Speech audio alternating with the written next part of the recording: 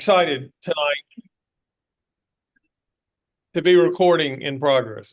Really exciting tonight to welcome my close friend, Stephen Humphreys, to come talk to us about his time in Ukraine and what he's gleaned from many trips and a lot of firsthand knowledge as a result of those trips. Stephen and I go back. It's been I finally did the math, Stephen. It's 45 years. I think, and been a good friend the whole time, and I was not surprised, and but very pleased when, of course, and when Stephen things erupted in Ukraine, and Stephen saw that as a call to action.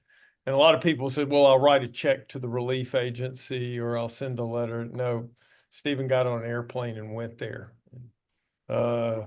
So let me just go through his bio a little bit, and I think you'll appreciate a lot more of what he brings to his perspective that he'll give us tonight.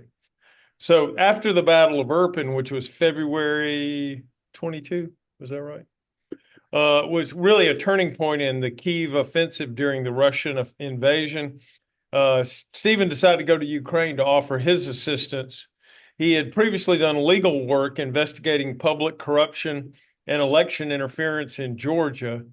And when I say Georgia in this context, I'm talking about here in Alabama, not not not in Europe, or here in the United States, that is, not in Europe. Alabama does own Georgia. But Alabama, yeah. This was election interference in Georgia that had ties to Russian intelligence activities. Since then, Stephen, who is an attorney, has worked on war crimes investigations. He's volunteered in training Ukrainian armed forces, and he's taught law and history at the Taras Shevchenko National University in Kyiv. Since July of 2022, he's made 9 trips to Ukraine. So he's seen it from up close.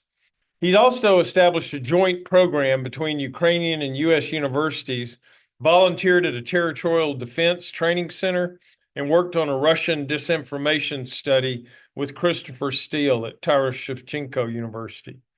He was involved in civil litigation and advising the Ukrainian government on the legal issues of seizing Russian assets.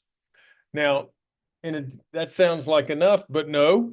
While he was in Ukraine, Stephen was taking photographs documenting the people, cities, and landscape of Ukraine as they are now, war-torn, yet bonded together in a human spirit and resilient amidst incredible destruction. Back in Alabama, he has exhibited these photographs in several galleries and cities, to include Tuscaloosa, and we also hosted him down at Troy. He's practiced law for 25 years in Georgia and Alabama and has been involved in local and regional media as a journalist, editor, and owner. He's also an art collector as well as a photographer. His collections of Vietnamese and Cuban art have been shown in exhibitions at Troy University, the Alabama Center for the Arts in Decatur, and Vulcan Materials Gallery at the Alabama School of Fine Arts in Birmingham. He holds a law degree from the University of Georgia, #1 in his class. I'll brag on him there. And a bachelor's degree in literature from Princeton University. Please welcome Stephen Humphreys.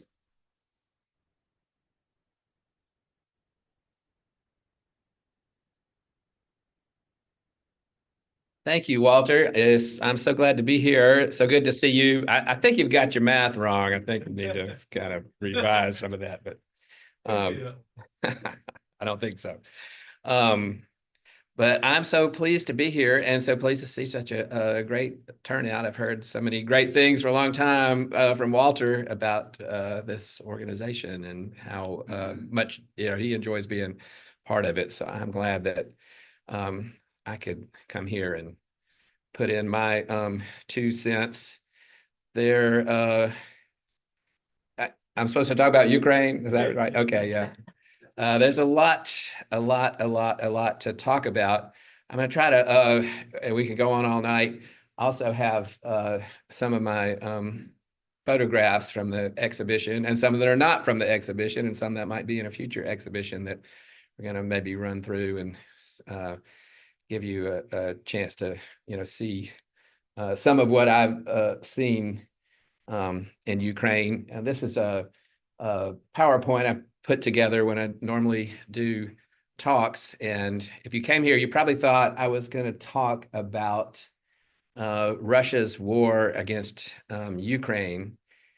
You might not have known that Russia is at war with us, and they know it. I'm not sure that we do. But we'll get into that.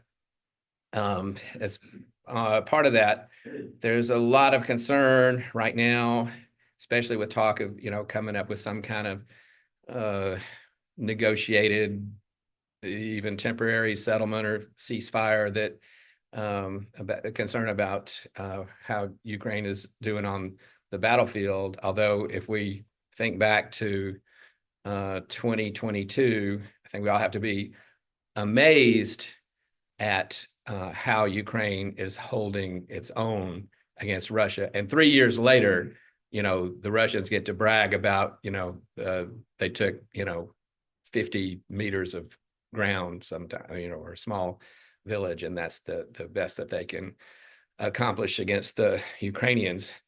But on this subject, there's another war that's going on that we're doing terribly in, and then in fact, we're arguably losing. But I want to talk about also about how related to that, how the war in Ukraine started and how it might end, and what I think about it. There's a lot of talk now about, how should we resolve this war, and a lot of opinions going forth. And I have an opinion about it that's maybe different from what is being talked about on TV most of the time. Normally with a group like this, from what I heard about it, is a lot of group of very, informed, up-to-date people who, don't need to be told about, how did the war in Ukraine start. But I have been amazed in my experience. I also think I think I've been to Ukraine more than 9 times. I'm about to go back again, but I've been back and forth constantly since the full-scale invasion in February of 2022, back and forth and staying there as long as 3 months at a time. So I get to experience Ukraine in a way a lot of people don't. And I get to experience America in a way a lot of people don't, because I'm in Ukraine, and then I come back from Ukraine for 3 months and hear what people are saying here. And sometimes I can't believe what I'm hearing because it's so far from reality, and often deliberately so. But that's why I want to talk just a minute, go over like how did this war get going in simplified terms, because I had been shocked at some of the things that I've heard from people who are not people who live in trailers and wear buffalo horns and paint their faces or whatever, or don't have their teeth rotting out from meth. They're doctors and lawyers and people who I expect to be better informed. And I hear a lot of things that just are not true, in particular about Russia. I should say the way I got started going to Ukraine is that I had, as an attorney, worked on, in the U.S. Senate. I had one of my specialties was Cuba. I went back and forth to Cuba about 100 times. Of course, one of the big issues with us for Cuba is like, what are the Russians doing down there? And I'd also worked on some of the investigations of the Russian election interference in the United States, which you might have heard somebody say is a hoax. It's no hoax. It's not a hoax. And but I've had people tell me, I had a friend of mine who's a doctor who went to a prestigious school that I went to, tell me that, oh, that's all been debunked. That was a hoax. I'm like, nah, you're watching the wrong news channel or something, because there's a huge amount of evidence about what happened. I didn't learn it from watching the news. I worked on the investigations. And so it really is a blow to me when I hear people saying things that I just know are not true. And they're so convinced that they're true that there's nothing you can do. And I've heard from fellow attorneys with some of their theories or things they've heard about how Putin was justified to invade Ukraine. And I hear some of the reasons for it, which are not only are they false, but even if they were true, you'd have to go like, how does that justify invading another country for the first time in that fashion since Hitler and Stalin and the 1930s? And people are somehow not computing, with their logic, like, maybe Ukraine was going to join NATO someday. So therefore, you have to roll tanks across the border to blitzkrieg and fire missiles and stuff because they might join, a defensive alliance, someday. That just doesn't really add up. But I do want to do, just so we're clear on where we are, and I think it also helps understand how and why the war should end if you have a good idea of how it started. Oh, yeah. So as I've told you, I worked on some of these investigations. People probably have no idea that last year Russians were indicted, not in Alabama, but right next door in Georgia and also in Florida, working on Russian intelligence operations to attack our elections, and Americans were indicted and arrested with them. I'm waiting for the order about how they're all been pardoned, but that happened, and people are not really aware of that, but that has been going on in our background. Jeremy, can you move to the next? Oh, yeah. Yeah, that's one of your photographs, right? Yeah, that's one of my photographs. That's out just north of Kyiv. The Russian tanks got within about 12 miles of the city center of Kyiv before, the Ukrainians have been very clever and lured the Russians into lots of traps. And this is one burnout tank. I heard somebody talking earlier about how it's been there a long time. It's rusted. Actually, that was pretty recently. That was taken pretty recently after it was destroyed. It looks like it was rusted because it burned. But this was part of like a whole column of tanks, and they were huge. You can still find some of them today outside Kyiv, where the Ukrainians lured the Russians into these different kinds of cul-de-sacs and then just torched them. And and the Russians had a problem because they were Kyiv is sort of like Montgomery. I drive through Montgomery and I'm like, oh, this used to be farm fields and now it's a subdivision. And Kyiv also had all this suburban growth, and the Russians were coming in with maps from 1960.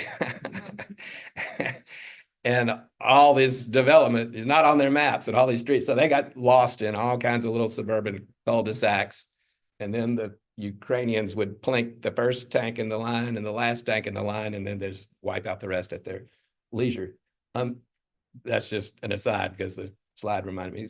Jeremy, can you go to the next one? Okay, yeah. So we'll get to this. So very quick and dirty about how the war started. So we know Soviet Union, bad, used to be our enemy. Everybody agreed on that. Democrats, Republicans, and funny enough, especially Republicans, like we don't like the Soviet Union. Ronald Reagan hated the Soviet Union, did everything he could to bring down the Soviet Union. And it collapsed. And in 1991, Ukraine voted for independence. Ukraine was a socialist republic within the Soviet Union in 1991. The people of Ukraine voted, we don't want to be part of the Soviet Union. We want to be our own country of Ukraine. I bring that up because, one of the justifications that I've heard in these disinformation campaigns, which mostly originate with Russian social media people, that the Russians have, whole buildings full of people creating social media disinformation for us to look at. And a lot of it is picked up by different media organizations in the United States, picked up by American politicians. One thing that they did a little differently between 2016 and 2020, in 2016, the Russians created lots of fake Facebook profiles, for example. And they had people in the United States studying us so they could create these fake profiles that would be believable, like this fake person, but he's a Braves fan and he, went to Auburn or something. And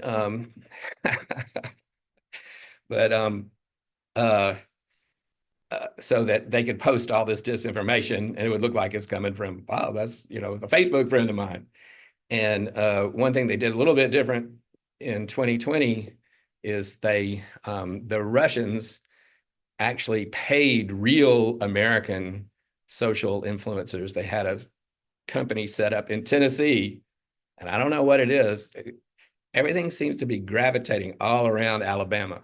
I wonder if Alabama is like the central nexus of all this stuff, because we have indictments in Tennessee, Georgia, Florida, and somehow it's all circling Alabama, but they were paying real Americans instead of making up fake profiles. They find real Americans who'd have 1 million followers on Twitter, and the Russians were paying them to put out their stories of, fake stories about different things. I remember one that I saw before the 2016 election, and we've all been kind of bombarded and bamboozled by all this because, in the real time, people didn't really know what was going on. I remember before the 2016 election, I was looking on Facebook and I saw this article somebody posted about how the Pope had endorsed a particular presidential candidate. And I'm going like, that can't be real. But it looked like, it looked like a real article from a real publication. The Pope has endorsed somebody. And I was like, that can't be real. And of course, it wasn't real. That was something that had been created by the Russians, and some American, who the Russians call a useful idiot, had posted it on Facebook. So anyway, that is kind of what it has gone on. But anyway, in 1991, Ukraine votes for independence from the USSR. And that's important for a lot of reasons we can understand. Like, one, who would want to be part of the USSR? I mean, you think about what the USSR was and what Russia is today. Like, would you want to live there? Where in Russia, if you say there's a war, we're here to talk about the war in Ukraine. In Russia, you say there's a war, you go to prison. Do you think the Ukrainians want to live there? Would you want to live there? Nobody wants to live there. The other thing is, the Ukrainians voted in 1991. They wanted to be their own country. That should remind us of something, this idea of self-determination that, in 1776, we say, we don't want to be part of Britain. And, one of these rationales now for the Putin's invasion is, well, Ukraine used to be part of Russia. So I don't know, that's an argument against the American Revolution. And the other thing was that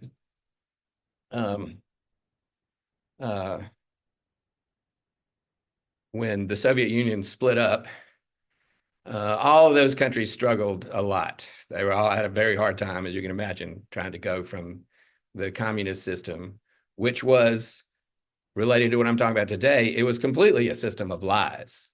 One of the things that broke up the Soviet Union were the lies that they told about Chernobyl. Have a massive explosion and nuclear power plant. They're lying to their people. They told the people of Chernobyl, y'all need to go out and dig and plant potatoes because they wanted people to think that there was nothing wrong when actually, they're out there digging in the radioactivity. So it was totally based on lies. And every, Ukraine went through difficult years. Russia went through difficult years, but they went in different directions. They both struggled with serious problems of corruption, which in the Soviet state, corruption had to be a way of life. There was no real legitimate way to, make a real living. So it's massive corruption. And it's another reason that the Ukrainians wanted to get away from that system. It's not that they didn't have any corruption of their own. They had it, and it was still there from the Soviet Union. But that was one of the reasons for their vote, is they're still struggling to get away from corruption today, as are we.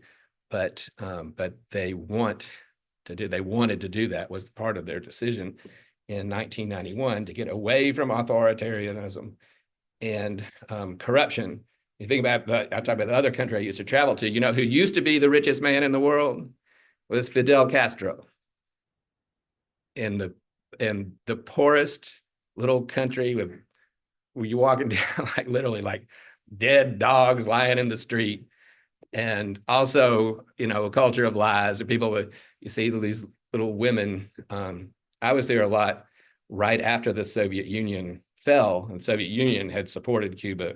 Soviet Union fell, Cuba just went all to pieces. They didn't have food. You'd see people sitting there with a little bowl of, half full of rice, and that was their, food for the week. And people were starving to death. I remember going to a reception for lawyers there, and they put out a tray of ham, and the Cuban lawyers just attacked it. They were filling their pockets with ham, and it was like you just couldn't imagine that now. But they were starving to death. But if you talk to somebody in the Cuban government, it's like, what do you do about these people? We don't have any problems. We don't have any hunger. What about that dead dog in the street? There's no dead dog in the street. It was just complete divorce from reality. But Fidel Castro was the richest man in the world, and corruption is the reason why. And now they say Elon Musk is the richest man in the world, and that may also have something to do with corruption. But I don't think that's true. I think that Vladimir Putin is the richest man in the world. Nobody has really any idea how much money he has. It's all squirreled away in different places. But it's a country of total kleptocracy. And anyway, the Ukrainians voted in 1991 self-determination, like the Declaration of Independence of 1776. We don't want to be part of that. We want to be our own country. So all of this stuff, if you hear Tucker Carlson or somebody talking about 1,000 years ago in the time of Yaroslav the Wise, Ukraine was really part of Russia. It's so what? We're Americans. We believe in self-determination. They voted in 1991. Didn't really matter what Yaroslav the Wise thought 1,000 years ago, in my opinion. Anyway, but and not only does it not justify the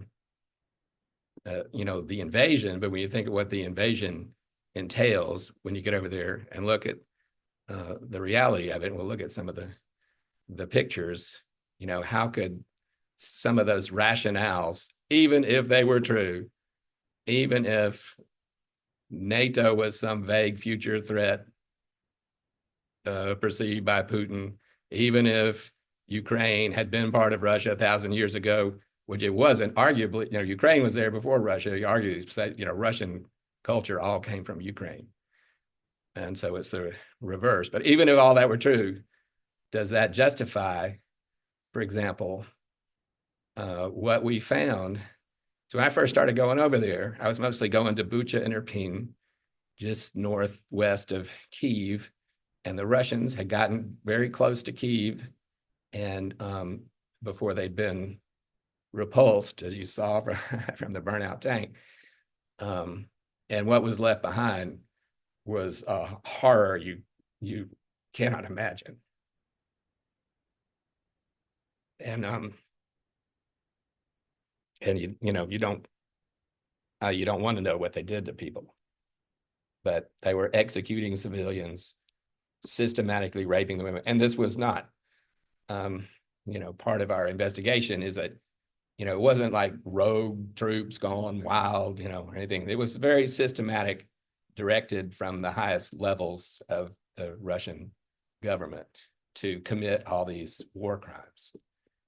So, and, say they do it on on every scale and every level, from, intimate, like murdering people right up close, shooting them in the back of the head with their hands tied behind their backs, to what they do every day almost is, bombing the power stations of Ukraine, hoping that, people will freeze in the winter and all that kind of stuff. Almost all of the bombing, and it's kind of wild to see. I think sometimes I get the feeling like they saved some of it for me when I arrive in Kyiv. It seems like every time I get there on a trip, it's like the most massive attack that ever was. And so I arrived one time, and that night they fired 100 missiles at Kyiv, and it's quite a thing to see and hear. You have all these cruise missiles coming in, Patriot missiles going up to meet him. It's the loudest thing, like it's deafening. But you look out your window and you see all these explosions. You see little spirals of anti-aircraft and tracers going up to shoot down the drones. But anyway, they're attacking the civilian population all the time in every way. And they deliberately targeted hospitals, schools, theaters, everything like that. So, but back to how all this got started in well, let me back up a little bit.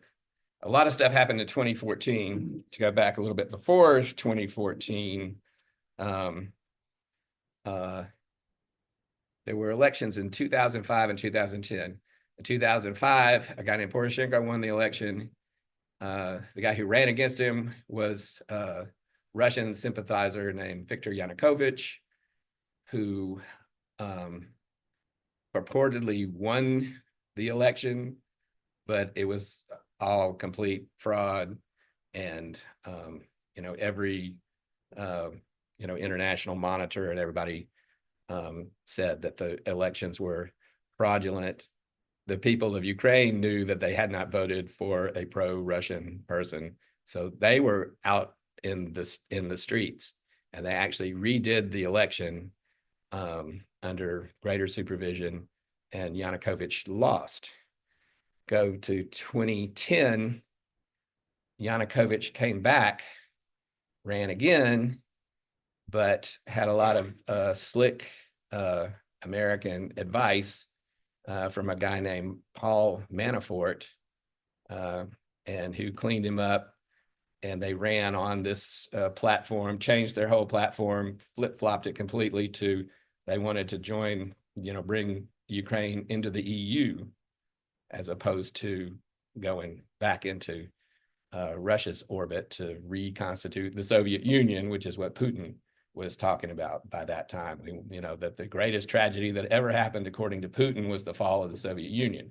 Well, Putin is one of the only people in the world who thinks that, but that's, part of his, plan for Ukraine today is to reconstitute the Soviet Union. So the tricked out, flip-flopped, cleaned up Yanukovych wins the 2010 election, advised by Paul Manafort, who was being paid by the Russians, and not only to bring Russian influence to Ukraine, but the Russians were paying Paul Manafort to do that in countries all around the world, in Africa, Asia, everywhere. That was one of the findings of the Mueller investigation. You'd probably hear a lot of disinformation about how the Mueller investigation didn't, find out anything, but that's one of the things that found out was that Paul Manafort was involved very deeply in these Putin programs, Kremlin programs. So anyway, so Yanukovych has won the election 2010. He's supposed to bring Ukraine into the EU. And actually, they were really talking much about NATO. It was mostly about joining the European Union, which is not a military alliance, it's an economic cooperation. But in 2014, when Ukraine was supposed to sign papers to lead towards joining the European Union, Yanukovych flipped again and showed that the whole thing was a ruse, and he actually refused to sign the EU papers and went and signed an economic cooperation agreement with Putin to bring Ukraine back into Russia's orbit. Again, the exact opposite of what the people of Ukraine wanted to do. And so you probably heard about this one too. They were in the streets again for the Maidan Revolution. And they wouldn't stay out of the streets. And they brought all kinds of force was brought against them. They actually had Russian snipers shooting protesters. But the people still, wouldn't be bowed. They kept coming out protesting in the streets. And so Yanukovych, the president who pulled this ruse, had to flee. He's in Moscow today, where he fled. Paul Manafort had to flee, came back to the United States to become Donald Trump's campaign manager. That's just interesting thing by itself. But so anyway, Putin was enraged by this to have his plan to work this subterfuge to bring Ukraine back into the Russian orbit. And at the same time, Ukraine is in, as you can imagine, a good bit of chaos. Their president has just fled the country. They don't have a president. They also uncovered massive corruption, including they found all the ledgers showing where Paul Manafort was being paid millions and millions of dollars through the oligarchs to run all these operations. And Yanukovych was living in the palace with his own zoo and all kinds of boats and things. Anyway, but while Ukraine was in that chaos, that's when, so that happened in 2014. Yanukovych reneges on his promise to join the EU, Maidan Revolution, people in the streets, Yanukovych and Manafort flee. And in that chaos, that's when Putin moved into Crimea and eastern Ukraine. And again, by this kind of subterfuge, they didn't go as like a invasion of Russian forces. They were all in unmarked vehicles, unmarked uniforms. They started showing up at city halls and arresting the mayors and stuff. And people just like, who are these people? Because they didn't say, Russian Federation. Putin's denying that his army is in Ukraine at the time, but his army's in Ukraine. He's trying to say, oh, those are those are Ukrainians who are trying to take Ukraine back and whatever. But it was Russian troops. So they took over Crimea and moved into a lot of the Donbass. And that's when the Ukrainians finally figured out what was going on and managed to mount some resistance and stop them. In eastern Ukraine, United States placed sanctions, economic sanctions on Russia for taking Crimea. And in response to retaliation for that, we've heard a lot in the news today about doing one thing and retaliation and back and forth about tariffs and whatever. This was Putin's retaliation in 2014. So he ordered a cyber attack on the US elections to benefit a candidate whose main proposal was to end the sanctions on Russia. And this was part of my investigation. Also in 2014, you probably never heard of this, but there was remote malware put on the servers of the election center next door in Georgia, not the country Georgia, but the state of Georgia. Nobody's ever really completely gotten to the bottom of this, but it just, what we know is it all happened in the same time frame. And so what this really represented was a declaration of all-out asymmetric war by Russia on the United States. And that's why, my slideshow, I say, we're talking about Putin's war on America.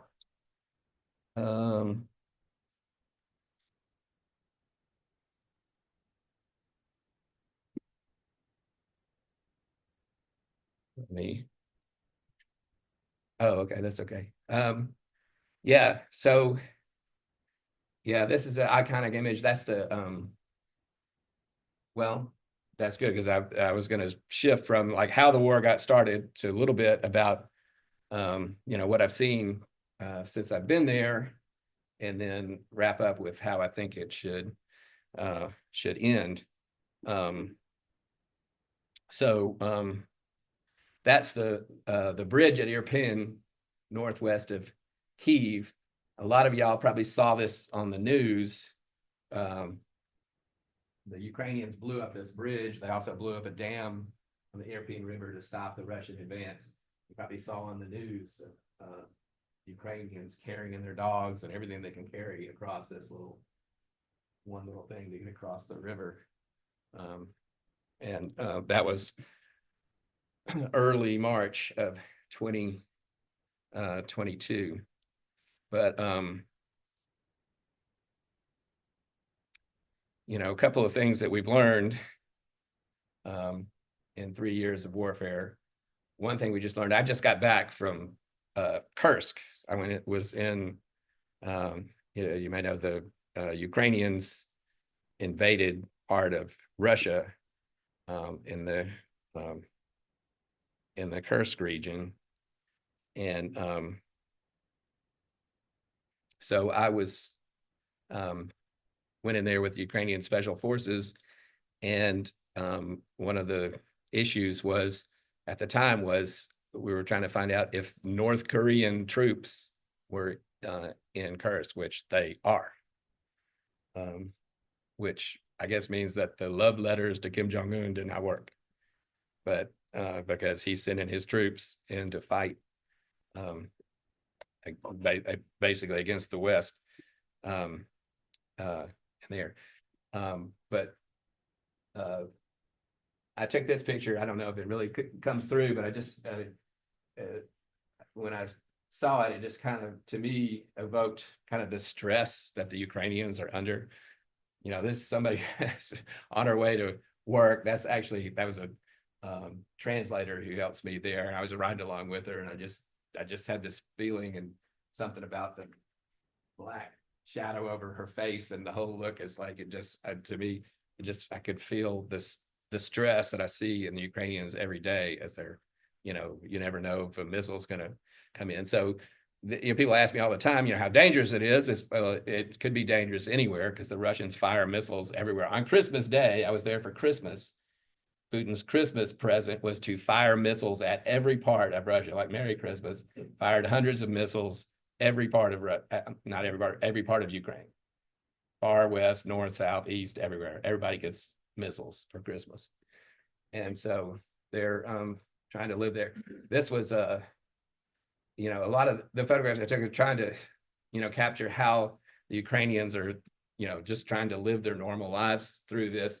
I just kind of came on this by accident, because I got lost and ended up, this was at the high school graduation ceremony in Khmelnytsky. I'd never heard of Khmelnytsky before. You might not have either. Beautiful little city in Ukraine. I had never been to Ukraine before I started on this project, didn't really know anything about it, didn't really know what, I didn't expect much. I've been really shocked at what a beautiful country it is, how nice it is. I knew that it's a, huge food producing country.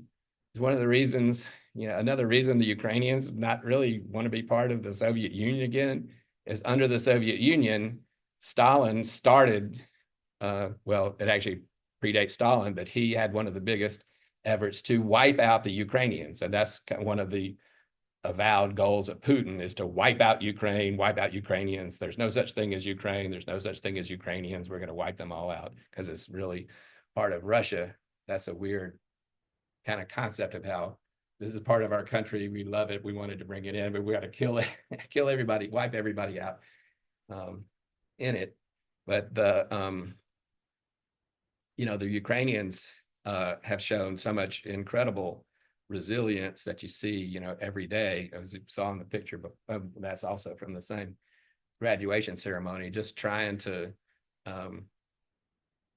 live their normal lives in the middle of all this.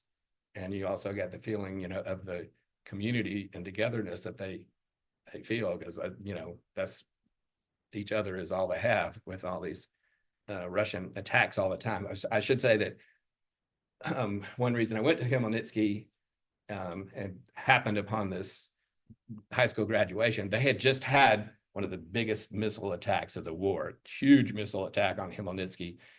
You see the pictures of it, it was like a mushroom cloud. It looked like, an atomic bomb had gone off there from the mushroom cloud that went up from all the explosions. The Russians have since fired an intercontinental ballistic missile at Ukraine, which is another, crazy escalation, along with the North Koreans and everything else. Other thing about Ukraine is the children. It doesn't make any sense to us. Every Ukrainian that I have ever talked to, and of course, we were giving them all the intelligence. Kamala Harris went over there and talked to Zelensky, said the Russians are going to invade. Count on it. We see all our intelligence shows what they're doing. I've never talked to a single Ukrainian. They all heard that, they were told that, and they still didn't believe it was going to happen because, it was 2022. That doesn't happen anymore in our world.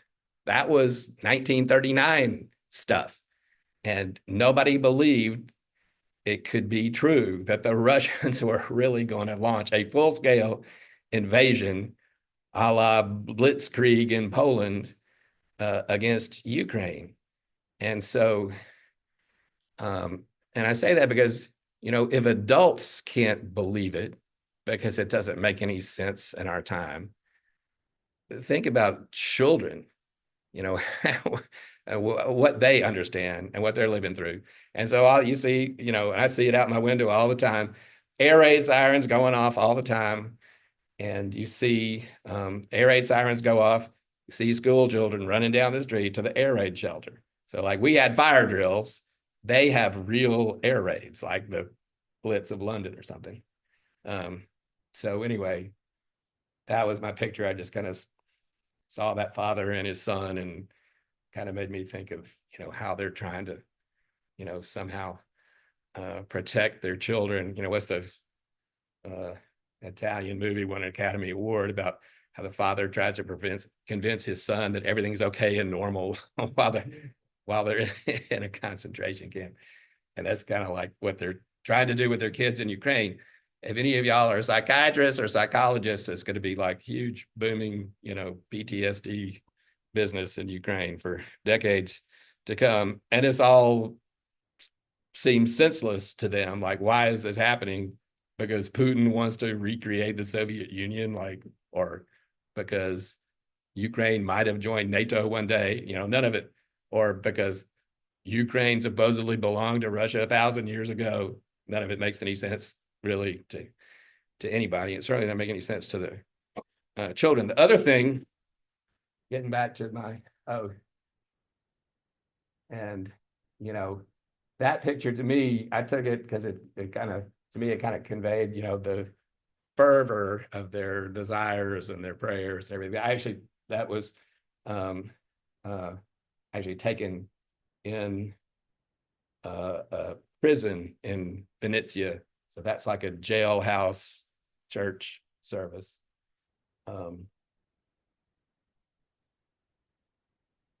But boxing is very popular in Ukraine. You can see that they might have lost some teeth and had a broken nose at some point. But uh, but when I first, one of the things I've been most remarkable to me, when I first started going to do this, and what Walter said is true, and part of it is I saw those people crossing the bridge at Irpin, and I just thought I needed to go and do what I could do, and I've gotten involved in a lot more things than I ever imagined that I would. But when I started going there, everybody, I never talked to anybody who didn't say, "Oh, you're helping Ukraine. That's fabulous. We're all for you. We're so for Ukraine. Russia's terrible. What are they doing invading Ukraine?" And we support Ukraine. We're all for Ukraine. Thank you for everything you do for Ukraine. We want to support Ukraine too. And then I was back and forth, and I could feel in the summer of, I guess it was 2023, I was there for about 3 months, and I came back, and something had happened that in America, not in Russia, not in Ukraine, it happened in America, that it went from everybody telling me, "We're so glad you're helping Ukraine. We support Ukraine. We're all for Ukraine," to did Zelensky's, they are buying yachts with our aid money and all kinds of stuff, all kinds of negative things about Ukraine, and even positive things about Putin and Russia. That's when I started hearing lawyers tell me that Putin was justified to invade Ukraine because Ukraine was part of Russia 1,000 years ago. I'm like, what has happened in this country? People, have lost their minds. But but it was all part of a very concerted, deliberate, targeted disinformation campaign that's run from the Kremlin and picked up by Americans, by American media, by American people on social media, by American politicians. And we have a couple of them in Alabama who spout Kremlin talking points. And so that was just remarkable to me how I saw that happen, that, America was united about supporting Ukraine. And now Ukraine's a very divisive issue, and you can argue with people about it. Anyway, that's why I like to go and show my exhibition. So the photography exhibition that opened at the University of Alabama a little over a year ago, don't know if I mentioned or Walter mentioned, that has now been picked up by the president's office to take and show, and for me to go. So this is kind of y'all are my tryout. I'm going to be going to Warsaw and Berlin and Paris and Madrid and hopefully around the United States too, showing this exhibition and talking about the war, and specifically about, I won't ramble on about everything like I did tonight, but specifically targeted about the war crimes to make people understand in Europe and America, like what the consequences are and what the war crimes are. And that, yeah, it's about time for me to wrap it. So let me skip from that's into how I think this war should end. Everything you've heard is like all this quibbling about, oh, well, we'll have a ceasefire and stop everything right where they are, and leave the Russians in place for everything they've grabbed. And the premise of that is, which I understand, it makes sense in a certain way. In another way, it's nonsensical. It's like, well, we just have to draw the lines right where they are now, because the Ukrainians are not capable of forcing the Russians out of their territory. So Ukraine, can't have any kind of negotiated settlement where they get their territory back, because they can't force them out. Of course, that begs the question of, like, what's a negotiation for? And is it only dependent on what you could accomplish by force. I think the only real solution that people are not talking about, and I think people need to change their mindset completely from what's the possibility of, what could Ukraine, do by force, or, what could we, do by force if we got in there or NATO got in there. But everybody's talking about, well, just put the lines in place. And of course, that has Putin now driving to grab every inch of land that he could. It's really perverse for the Ukrainians too, strategically, because, as I talked about with all their ambushes on the tank columns and everything, the Russians have been, the Ukrainians have been very nimble and ingenious about their defense of their country. As you can tell by, they drove the Russians out of Kyiv. Just the Russians had to turn around and go home. Since Putin doesn't care anything about getting his soldiers killed, you have to try to imagine what a Holocaust that was for the Russians to decide, well, we're just going to turn around and go back and give up. But now, and in part because of this talk about how, well, we're going to have a ceasefire with the lines in place where they are now, the Russians are driving to grab every inch of ground that they can, and they can because they obviously have superior numbers of men and women and tanks and planes and everything. But it also depends on them not caring about how many casualties they take.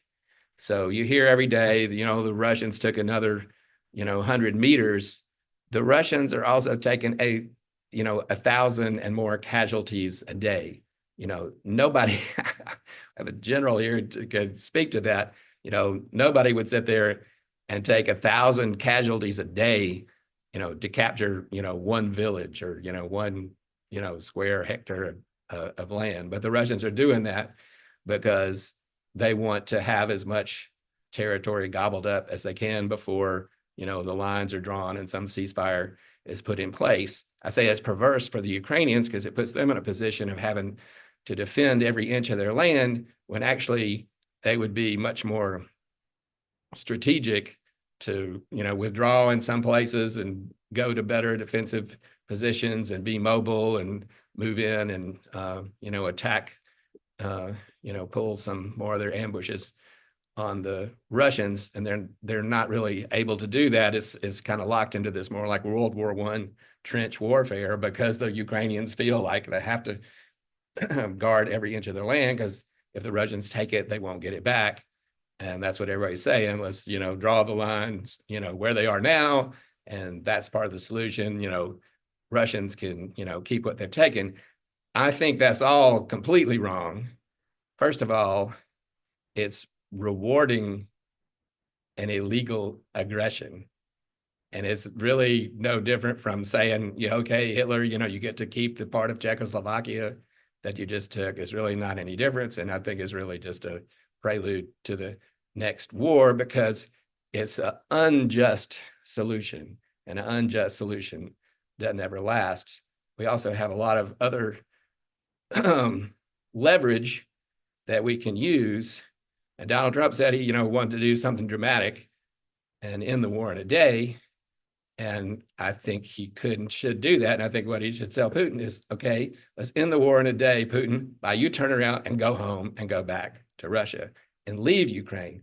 First of all, you have completely failed in your objective. Your invasion has proven the opposite of your claims because your claim was, first of all, well, the Ukrainians are Nazis and we have to go liberate Ukrainians from the Nazis, which is strange since at the same time he says he wants to destroy all Ukraine and all Ukrainians, and that the real people of Ukraine who are hidden under a rock somewhere, hidden somewhere, really want to be part of Russia. In 3 years of war fighting against, the,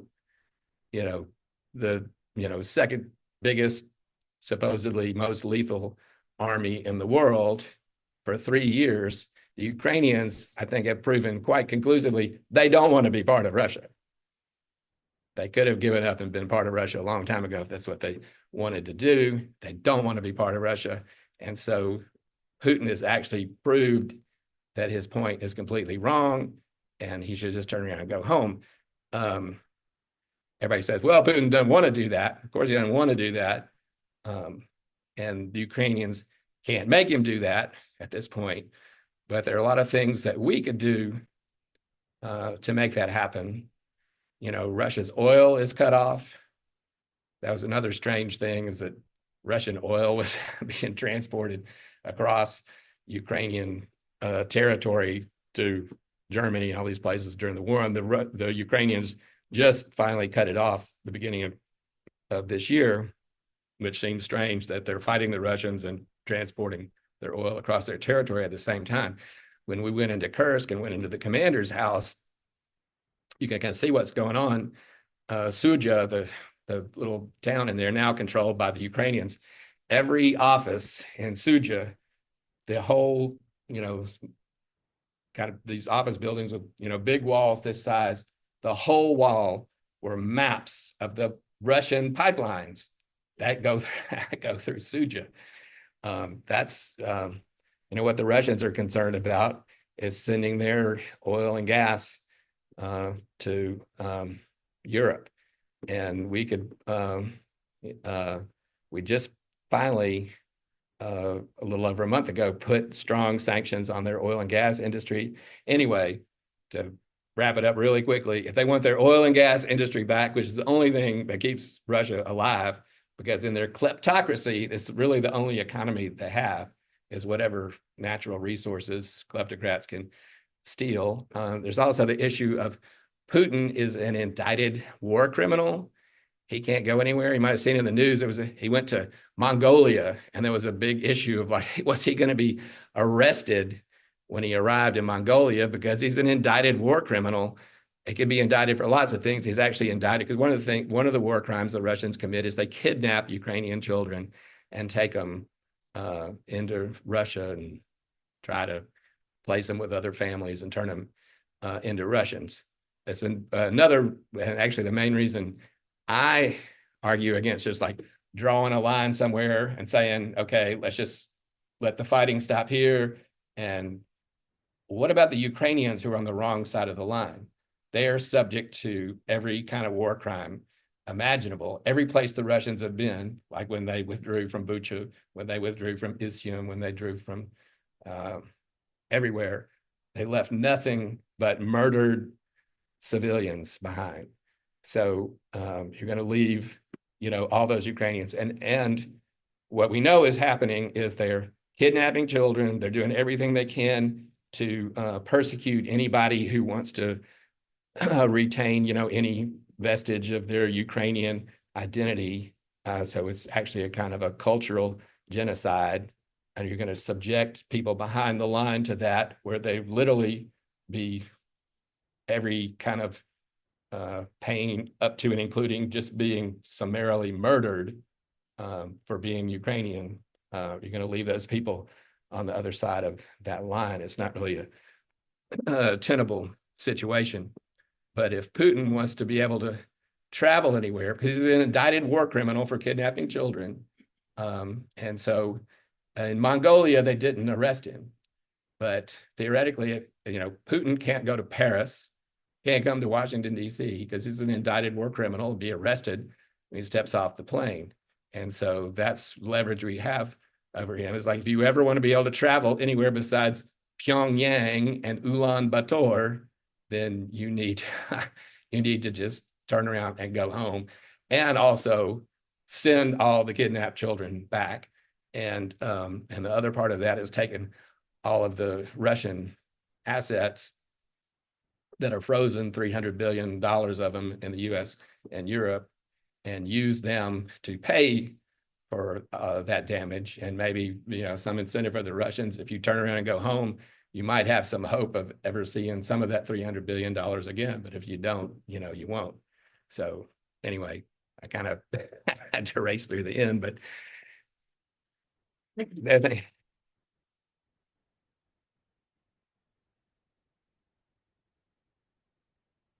Well, let's get into, I think we got a little bit of time for.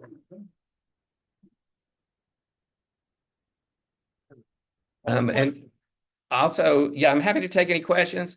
And also, Jeremy, if you just want to like scroll through the remaining pictures, I hadn't been watching to see what you were doing behind me, um, but if you want to just keep scrolling, if somebody wants to ask anything about a picture, I can talk about that too. What about the North Korean play and all of that? What's an update on that? Well, the good news is the North Koreans have not been too effective. They're not really trained and coordinated, but it's a huge concern. I mean, the Ukrainians are already overwhelmed. And so the Russians say, okay, well, we can't really I mean, they're overwhelmed in the sense that they're bearing all that they can, and they're, having to back up bit by bit. So what the Russians are accomplishing, if you talk to the Russians, they try to make it sound like we're winning the war. Well, their idea of winning the war is, like I said, gaining 50 meters a day at the cost of 1,000 casualties. So the Ukrainians are very strained. When the aid was cut off last year from December of 23 to April of 24, the U.S. aid was cut off, and Ukraine was running out of ammunition, and they were, strained so terribly. I was afraid they really might be on the verge of collapse. I think as long as they're armed, they can hold their own, and they might have to give ground a little bit. But at this rate, it would take Putin like about 1,000 years to take all of Ukraine at the rate he's going.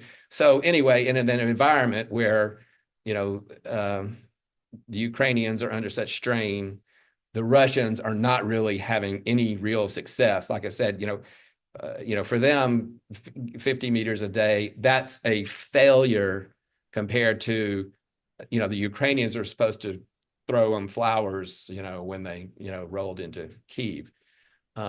So throw in North Korean troops, that's just, that much more stress on the Ukrainians. It really shows that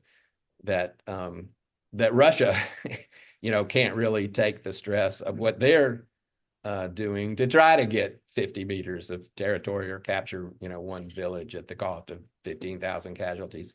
But aside from that, just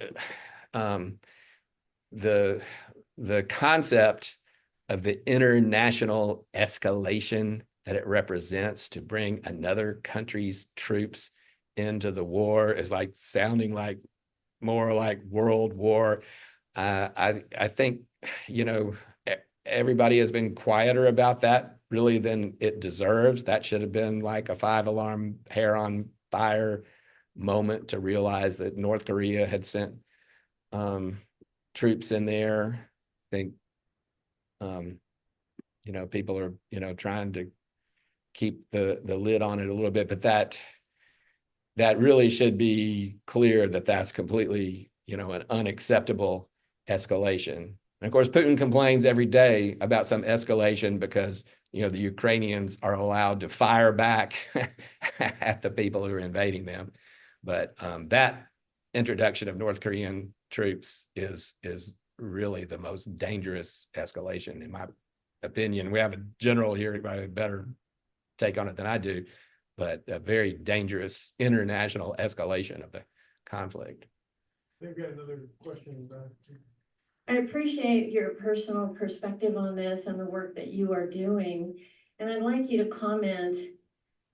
Bob Woodward put out a book in October of last year called War that addresses the Putin mentality and the reasons, the long-standing historical reasons for the invasion and the efforts on the part of the Biden administration and the State Department at the time to ensure that nuclear weapons weren't used in this war. And I would suggest that in reading this book, well-researched, very documented, heavily annotated, that Putin is never going to turn around and walk away. That's simply not going to happen. And there's a second book that came out in September of last year called Offshore about by Brooke Harrington, that is about offshore finances and how they have escalated in the last 20 years, and the billionaire class of oligarchs across the world that are now working to run the world, including in our country.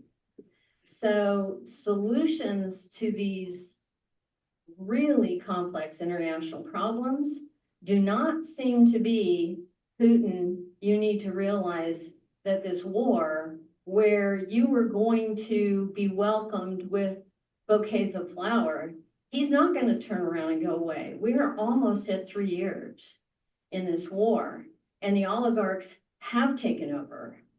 And personally, I'm very concerned about escalating war in Europe and some of the things that are happening in our own country.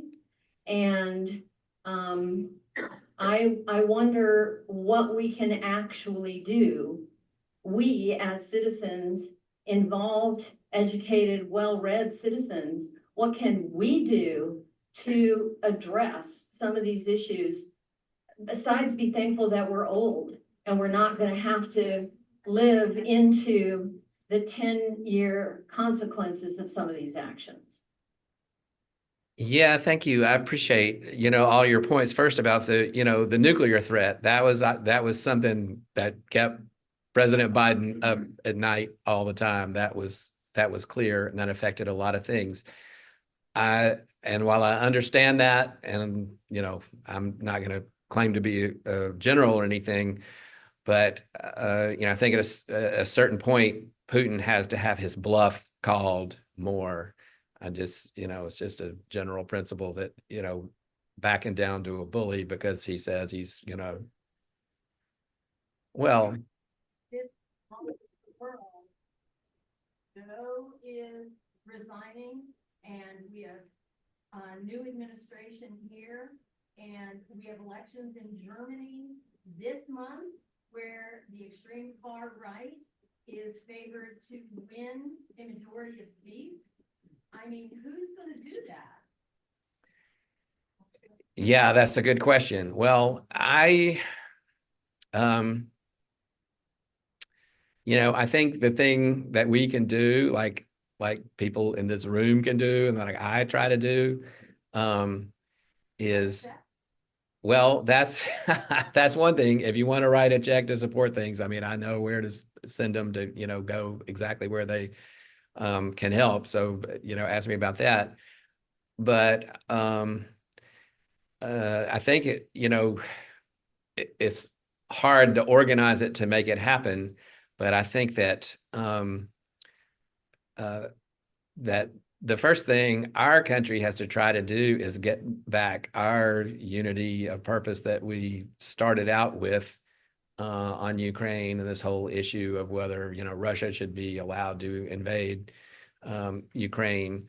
And I personally think towards the end, Biden allowed the Ukrainians, gave them more weapons and allowed to use them in a different way to fire them into Russia as they're doing now. And I think they should have done that a long time ago. He didn't, because he was worried about the nuclear escalation, which Putin and his people were threatening all the time. But that's a hard one, but can you just give in to the bully all the time? I don't think you can. And if he destroys with the world with nuclear weapons, that'll be terrible. But I just don't think he can be allowed to bully his way to everything all the time.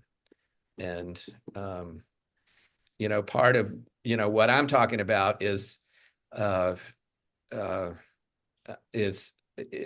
vision where Russia, which is now a complete pariah state, find some way to rejoin the community of nations, which they want to do and they need to do.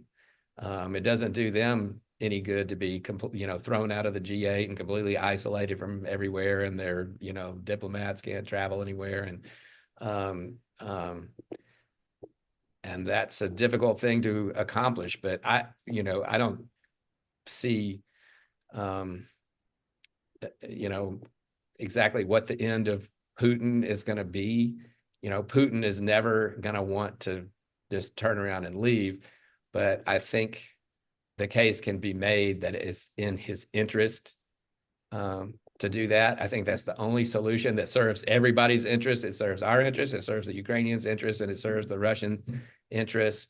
Putin has to have some way to save face. On the other hand, Putin cannot be perceived to have, achieved some kind of victory by this illegal invasion, or we're just inviting the next one. But I'm sorry, you asked a lot of good questions that I don't think anybody can answer if we talked all night. But we need to start the discussion. But I think that everybody has a duty to be informed, and I think we have a duty to our neighbors. And I try to do it. It's a very uncomfortable thing, but people kind of joke about we can't have Thanksgiving in America anymore because the people arguing on the other side of the table. But when I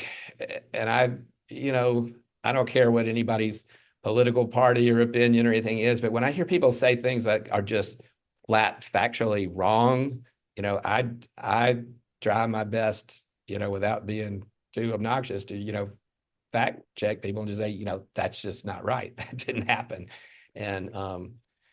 And we have to, if we could all get on the same side of, invading your neighbor is bad, and Putin's, corrupt kleptocracy is bad. And, you hear people, not only criticizing the Ukrainians, you can criticize anybody. You can talk about corruption in Ukraine. You can talk about corruption in America. It's not like you can't find corruption in America. So, every country, has its warts, but nothing, people have to keep the perspective that nothing compares to Russia. There's no other place where the main political opponent, and I, was murdered, was taken to prison and murdered. And it took them 2 tries to kill him. They tried to kill him twice and finally killed him the second try. And, is that the country we want to live in? That's the country we want to be friends with? Is that the country we should let take over Ukraine? I think if we could get down to that simple, like that's bad, we'd have that'd be a start. Failed because NATO was too close to the borders, and now NATO. Yeah, it strengthened NATO, and more countries joined NATO because of the threat. Yeah, so Putin has failed, so he might as well go home. I think we're going to have to leave it at that. I encourage you to. I know Stephen's going to hang around for a while and please engage. Okay. Again, we'll be meeting in March the 4th. And then the first Tuesday for both April and May. So put it on your calendars. Thank you again for coming out tonight.